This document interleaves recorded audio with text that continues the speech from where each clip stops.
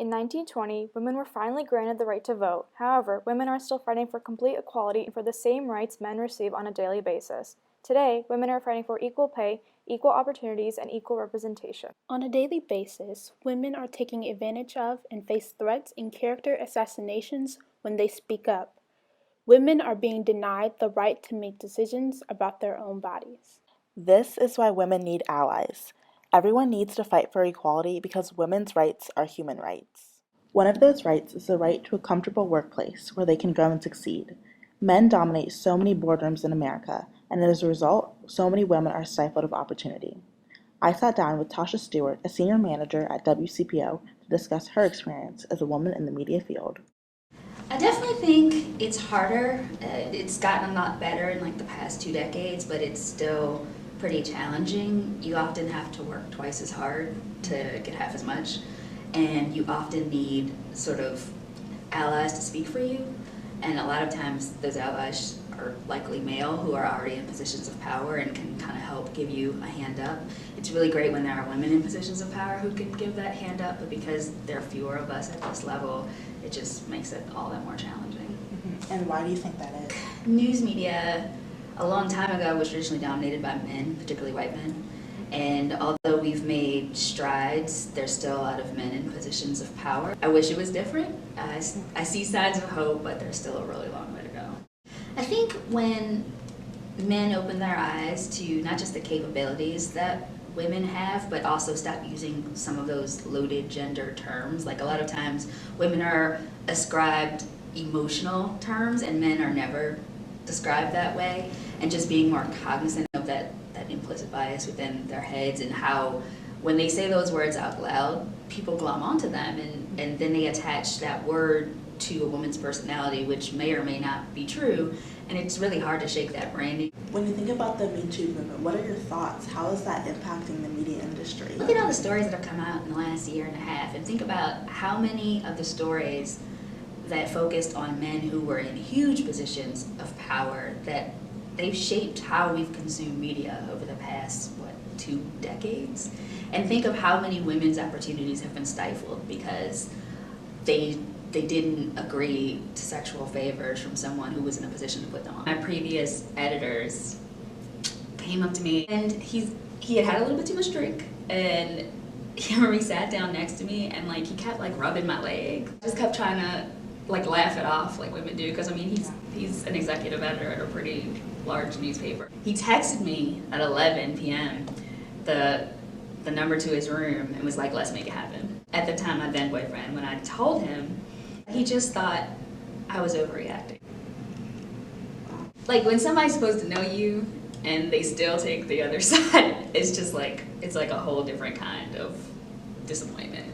He has acknowledged since that he let me down on that one. You just hope that the more these stories are uncovered, the more people will call out problematic behavior, particularly men who may not have realized that people that are around them and that they trust and are engaging with every day are some of the ones perpetrating a lot of this problematic behavior, because it's not just on the women to call this out, it's on the men too. Gender wage gap is a known and complex system in businesses and companies in our country, most importantly in occupational groups such as STEM, social sciences, and media and entertainment.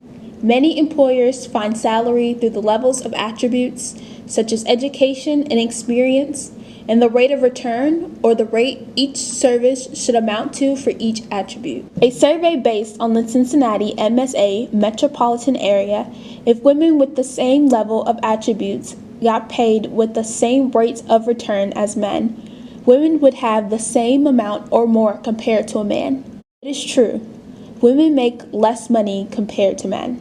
Even more so, women of color are affected more than their female counterparts.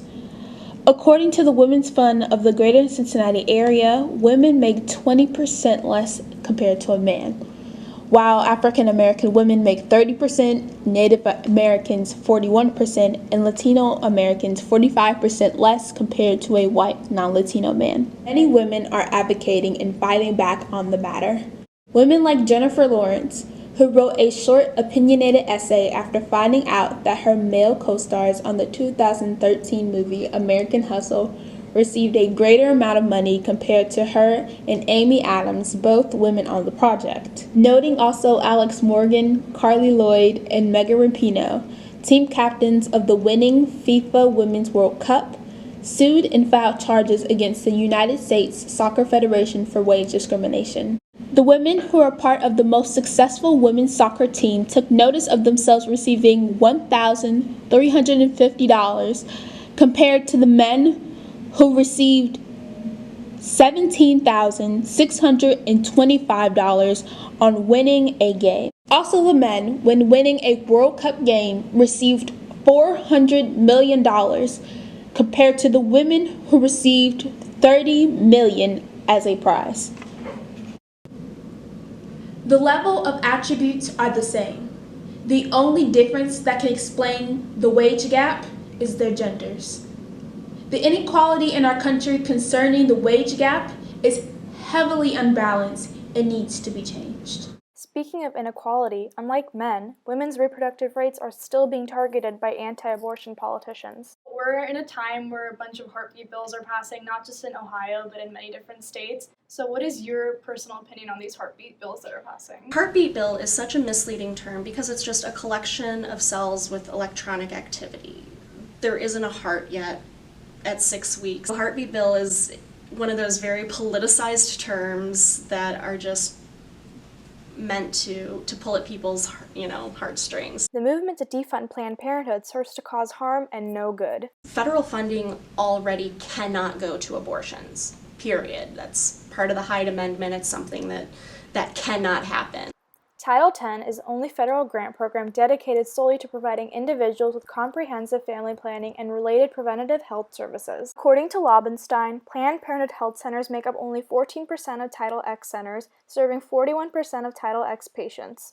78% of Title X patients have incomes that are below 150% of the federal poverty level. You're taking reproductive health care, you're taking away the option for birth control, you're taking away the option for STI screenings and cancer screenings from people who can't afford it. Abortions have been there since the beginning of time. Oh, but absolutely. Since people have been getting pregnant, there have been abortions. But they've been unsafe. So, yeah. Donald Trump or whoever these lawmakers are, they can take away safe abortions, but people will never stop conducting unsafe abortions. 20% of all pregnancy deaths prior to Roe were from illegal abortions and unsafe abortions. To suggest or to equate, the singularity of the heart as being a sign of some sort of viability is really just medically inaccurate. Many doctors have agreed that 6 weeks is not enough time for a woman to know if she is pregnant or not. 6 weeks pregnant is just 2 weeks late on a period. Even if people discover they are pregnant before the fetal heartbeat, that then forces them into a very quick decision. An 11-year-old girl obviously doesn't know she's pregnant 5 weeks into her pregnancy after being raped. I've been in with people who have been assaulted and are having an abortion because of assault. Having an abortion is one of the most unselfish things I've ever seen people do. Because again, some of these people coming in, these are wanted pregnancies. There's some medical issue that's keeping them from having children. The fundamental basis of pro-choice is that it's your decision, it's your body, and I'm going to stay out of it. I mean, abortion is a human right. It's legal without any boundaries in so many countries. Here it is so hyper-legislated and it's so controlled. We can't give up because the other side isn't going to give up. So we can't give up. The movement for women's suffrage started with two women, Susan B. Anthony and Elizabeth Cady Stanton, and ended with an entire nation of women fighting for their undeniable right to vote. Today, women like Michelle Obama and Malala Yousafzai are fighting for girls' right to education and equal opportunities everywhere. These women have climbed mountains to achieve incredible amounts of change by supporting their own gender. But if everyone came together to support women, we could move these mountains out of our way. Well, the main demand, of course, is equal rights. Equal rights to have a job, to have respect, to not be viewed as a piece of meat. Equal rights to set forth our own humanity. Equal rights to get into graduate programs, to get into schools, to training programs. We're the bottom third of the employment in terms of pay. We represent nonetheless 34% of the workforce, yet we're the first to be laid off and the last to be hired. There aren't frivolous demands at all. We just want what men have had all these years.